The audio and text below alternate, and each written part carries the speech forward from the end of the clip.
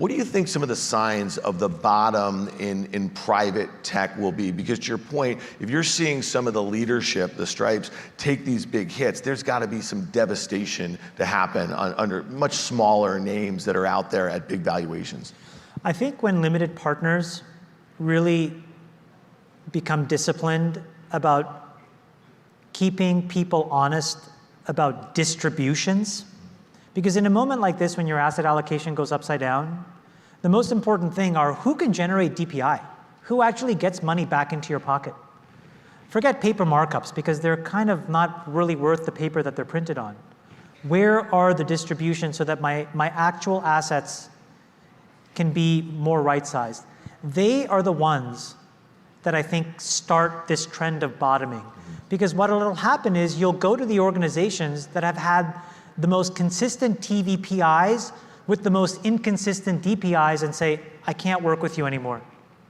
Because this is now just money bad. And when those folks leave the market, those companies now become more prone to get repriced accurately because that set of GPs will say, I need to return money. And that's where guys like us can step in with clean balance sheets and lots of money to go and say, okay, let's go and reprice these. I honestly think that's like 3 years away. Yeah. I thought it was going to be 3/4 away. You know, at first when we were thinking about like, how much capital are we really going to be allocating over this next period, we cut it by 2/3 because we just didn't see the opportunities in the late stage anymore. But you're excited about some stuff. You tweeted this the other day, the two most important drivers of the next decade, the marginal cost of energy and the marginal cost of compute will both go to zero. And you said over the next decade. So this is at early stage, you're looking for opportunities to invest in and around these themes. Talk to us a little bit about that. These are multi-trillion-dollar shifts in how the information economy and as a result, the economy itself is going to work. You know, right now today you can generate using solar and wind energy that's effectively approaching zero. And it's cheaper than nat gas. And it's not just at the residential level, but it's also at the baseload power generation level. And so as a totality, you have the ability for 100 million US homeowners to effectively displace 1,700 utilities and all of that monopolistic behavior and regulatory capture.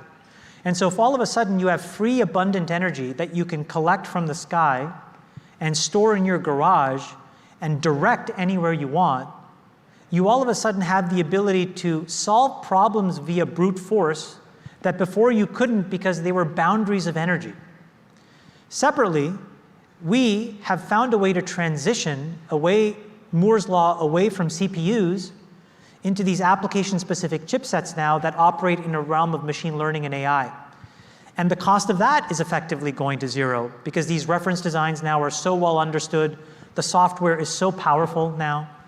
And when you multiply these two things together, if you wanted to brute force, reverse engineer every single theoretical protein that binds to every other protein in your body, what was a multi-billion-dollar compute and energy problem is now effectively a few tens of millions of dollars. If you actually wanted an infrastructure that could actually detect in real time how to give true autonomous self-driving, make extremely complicated decisions and stop on a dime, those were compute problems that you can now basically render costless. And so when those two things come together, it's one of these really transformational moments in our society where you can go after some very big problems that we didn't think were tractable before. And so I'm very excited about that intersection and finding companies that play on those themes.